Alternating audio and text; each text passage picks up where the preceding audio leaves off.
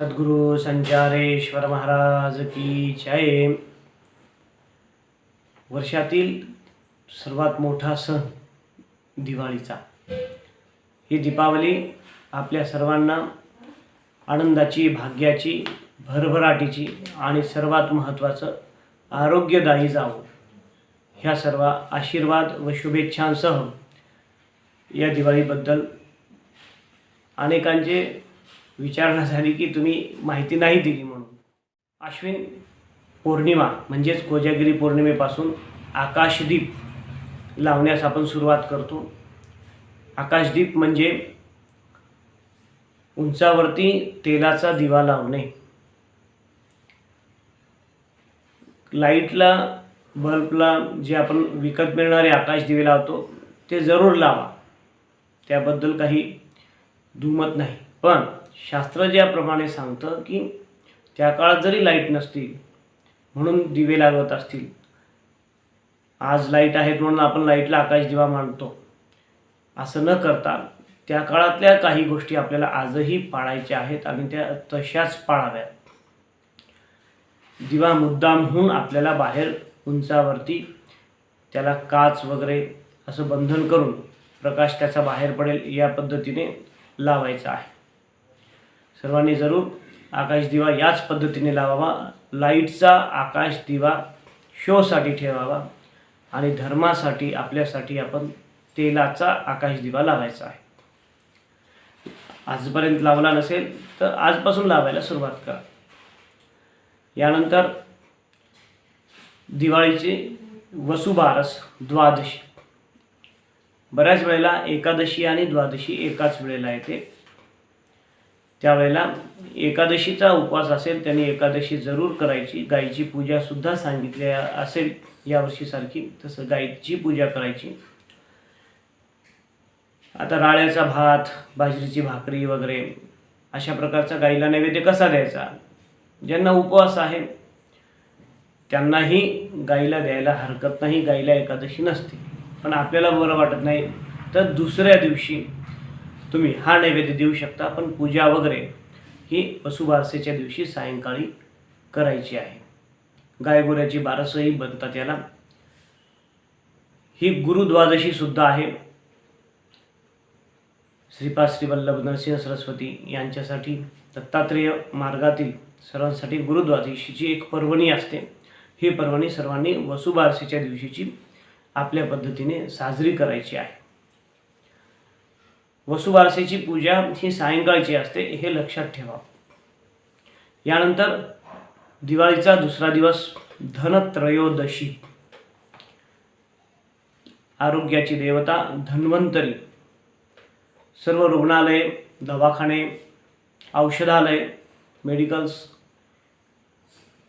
येथे धन्वंतरीच्या दिवशी पूजा करावी। धन्वंतरीची पूजा करावी की आरोग्य सर्वांना लाभावं आणि त्या सेवामध्ये आपल्या वैद्यांचा, डॉक्टरांचा, औषध निर्माते, औषध विक्रेते या सर्वांचा मोठा सहभाग असतो।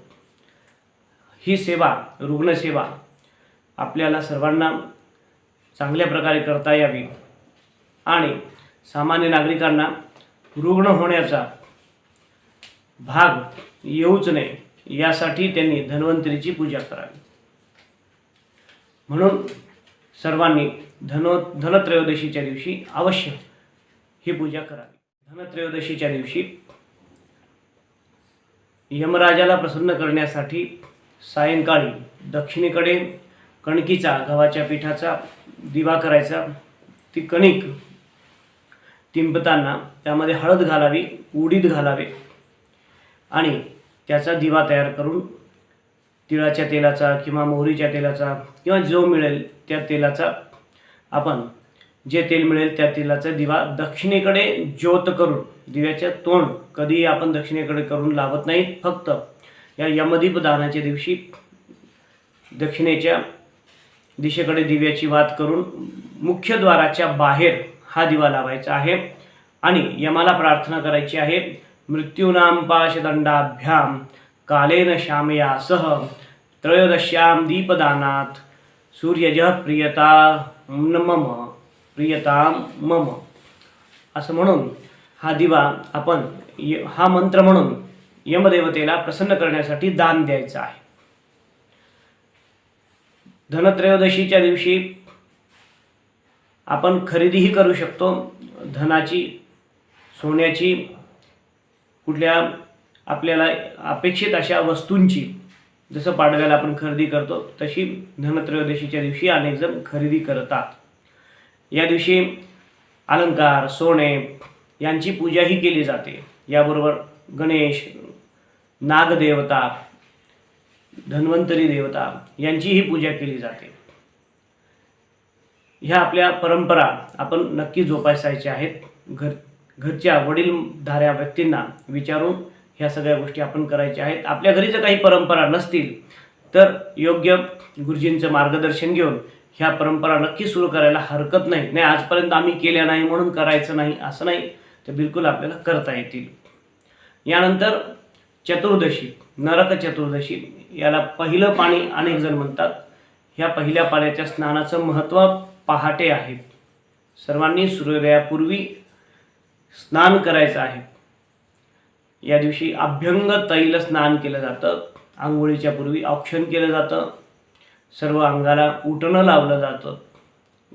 तेलाची मॉलिश केली जाते आणि त्यानंतर स्नान केलं जातं. याला पहिलं पाणी स्नान किंवा नरक चतुर्दशीचं स्नान असं म्हणतात. या दिवशी कोणीही सूर्योदयापर्यंत झोपायचं नाही. सर्वांनी सूर्योदयापूर्वीच स्नान करायचं आहे. आणि त्यानंतर देवतांची पूजा, तर्पण, यमतर्पण करायचं आहे. ज्यांना येईल त्यांनी अवश्य करा. ज्यांना येत नसेल त्यांनी यमाचं नाव घेऊन दक्षिणेकडे पाहून नमस्कार करा आणि आपले जे काही वारलेले पूर्वज असतील त्यांचंही नाव घेऊन दक्षिणेकडे पाहून नमस्कार करायचा आहे.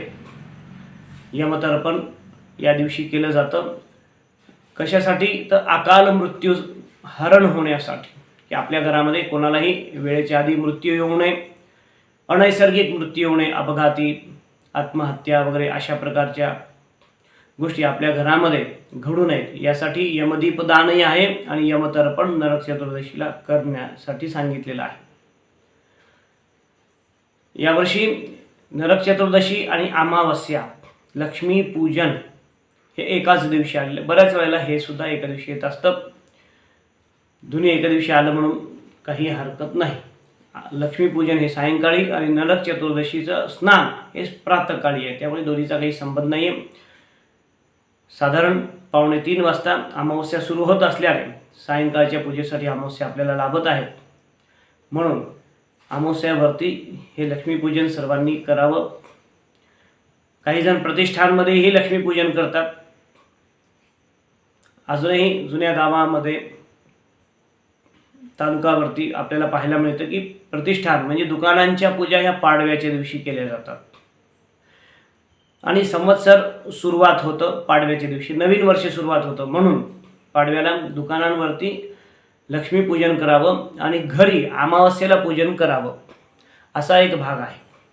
किंवा आपण जी परंपरा पाळत आलेला आहात, अमावस्येला दुकानावरती पूजन होत असेल तर अमावस्येला करा, हरकत नाही. घरी करून नंतर दुकानामध्ये करायलाही हरकत नाही. आता या लक्ष्मीपूजनाचा काही वर्षापासून वेळेसाठी फार आटापिटा केला जात आहे. अमावस्या, प्रदोष काळ ही लक्ष्मीपूजनासाठी दिलेली शास्त्राची वेळ आहे. त्यासाठी राहू काळ, चौघड्या, शुभ, अमृत, लाभ, चंचल ह्या काही पाहायची आवश्यकता नाही आहे. हे मुहूर्त कशासाठी आहेत? एक वेळेला त्या मुहूर्ताचा तुम्ही जर अभ्यास केला किंवा ते मुहूर्त तुम्ही एक वेळेला वाचून काढले की लाभ, चंचल, अमृत हे कशासाठी आहेत किंवा राहू काळ कशासाठी आहे, तर तुम्हाला सहज लक्षात येईल की ज्या वेळेला अनिष्ट दिवस आहे पण एखादं कार्य करायचं आहे त्यासाठी हे मुहूर्त पाहिले जातात. जसं राहू काळ आहे किंवा चौघडी आहे, तसे महेंद्र सांज्ञक वेळा, अशा प्रकारचे अनेक कोष्टक दिलेले आहेत वेगवेगळ्या प्रकारचे. मग काय सगळेच पाहत बसायचे का? आवश्यकता नाही. आपण काय कार्य करत आहोत त्याच्यासाठी काय मुहूर्त दिलेले एवढंच. त्यामुळे अमावस्या आणि प्रदोष काळ ह्या दोन गोष्टी आपण साधल्या की सगळे मुहूर्त त्यामध्ये लक्ष्मीपूजनाचे आपल्याला आपोआप प्राप्त होतात. वेगळे मुहूर्त पाहत बसण्याची आवश्यकता नाही. ही झाली लक्ष्मीपूजनाच्या माहिती. लक्ष्मीपूजन कसे करावे? नवीन खातेवह्या वगैरे शुभ मुहूर्तावर घ्याव्यात. पुष्य नक्षत्र असेल, धनत्रयोदशीचा दिवस असेल. जर दोन्ही दिवशी घेणं शक्य झालं नाही तर आपल्या इच्छेनुसार आपण कधीही घेऊ शकता. मुहूर्तावरच घेतल्या पाहिजे याचा आपण प्रयत्न केला पाहिजे. नाही घेतल्या तरी फार मोठं काही नुकसान असं नाही होणार आहे. दिलेले चांगले मुहूर्त, कारण ज्या गोष्टीला आपण लक्ष्मी मानतो त्यासाठी ह्या सगळ्या गोष्टी आहेत.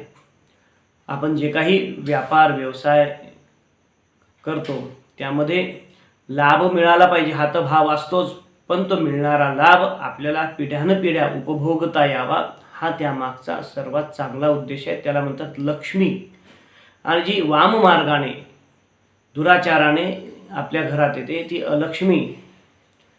आणि त्यामुळे आपण भोगतो आणि तो भोग पुन्हा पुन्हा भोगण्यासाठी जे दुःख प्राप्त होतं ते असह्य होतं. आपल्या पिढीला, पुढच्या पिढीला, येणाऱ्या पिढ्यांना ते खूपच त्रासदायक असतं. म्हणून अशी अलक्ष्मी आपल्याला येऊ नये आणि असे विचार जरी आपल्या डोक्यात आले तर ते दूर जावेत यासाठी शुभ काळ, शुभ मुहूर्त आणि ह्या दिलेल्या पद्धती, परंपरा आपल्याला पाळायच्या आहेत.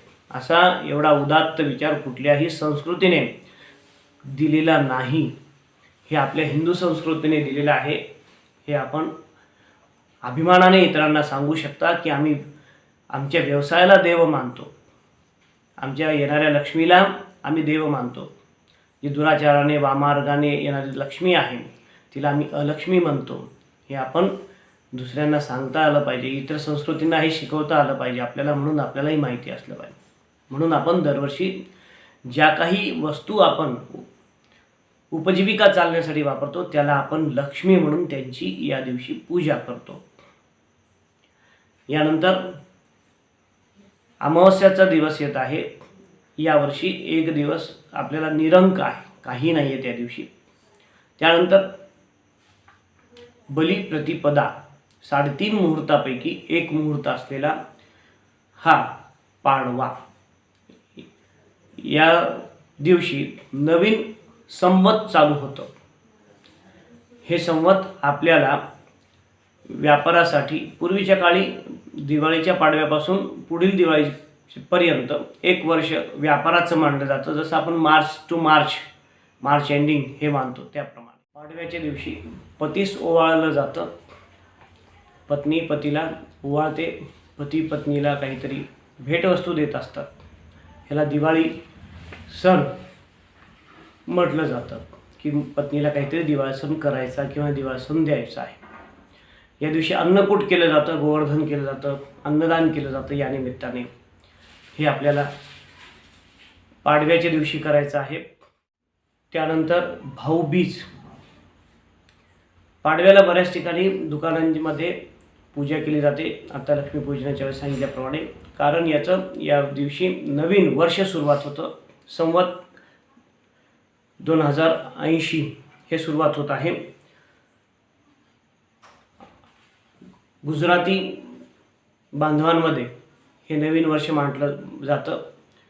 व्यापारासाठी नवीन वर्ष मानलं जातं.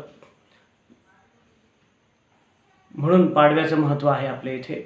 पाडव्याला मुलाबाळांना नवीन कपडे दिले जातात, खाऊ दिला जातो, काही भेटवस्तू दिल्या जातात, फराळ वगैरे करून इतर पाहुण्यांना आमंत्रण वगैरे दिलं जातं. हे पाडव्यापासून सुरुवात होतं, दिवाळीला बोलवणं वगैरे. यानंतर भाऊबीज. भाऊबीजेच्या दिवशी बहीण भावाला ओवाळते आणि भाऊ बहिणीला ओवाळणी घालतो, काही भेटवस्तू देत असतो. लग्न झालेल्या सुवासिनी माहेरी येत असतात. माहेरी येऊन आनंदाने माहेरचा सण साजरा करतात, दिवाळीचा सणही साजरा करतात. हे वर्षभर कधी आलेले नाहीत अशा सुवासिनी मुद्दामहून माहेरी येत असतात. आणि ह्या पूर्ण दिवाळीचा आनंद द्विगुणित करण्यासाठी ही बहिणीची साथ सर्वांना लाभते. घर भरून जातं.